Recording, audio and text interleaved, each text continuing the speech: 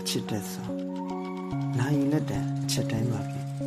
ကိုကမင်းကိုချစ်ပြီးတဲ့ချစ်ချင်းတွေနဲ့ရင်ခုန်နေရတယ်စက္ကန့်မချတတိတရစိတ်နဲ့ရှင်းသန်နေသူ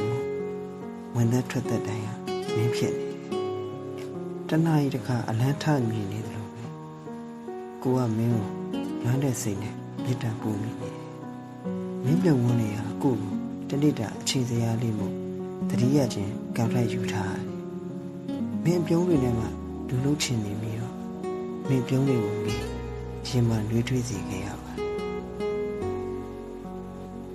ချိုးစရာအများကြီးတွေကမှမင်းပြုံးတွေဟာ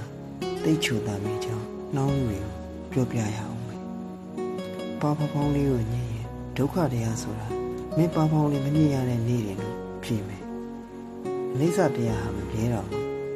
မင်းလက်ကိုမြဲမြဲတွေ့ပြီးနိဗ္ဗာန်အတူသွားခြင်းနဲ့တန်တရားဝင်စေရခြင်းဟာမင်းစိတ်သူစိတ်ကောင်းနေတဲ့နေ့တွေပါလို့ပြောမယ်လေလုံးနာဘိန်းနေပြီ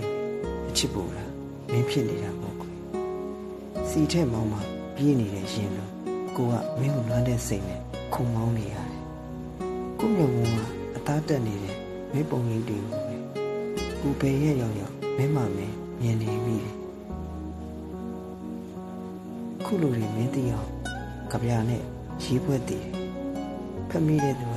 တိတ်ချစ်တတ်တာပဲထင်ကြတယ်အမှန်တော့ကိုကမင်းနဲ့တွေ့မှနဖူးတွေဒူးတွေတွေ့ရှိခဲ့ရတဲ့ချစ်ချင်းတွေမို့မင်းကိုကျေးဇူးတင်တယ်လို့ပြောရင်ကိုကအရှိတော်အားရှာမှာအချစ်တက်ဆုံးလူသားကြီးလေ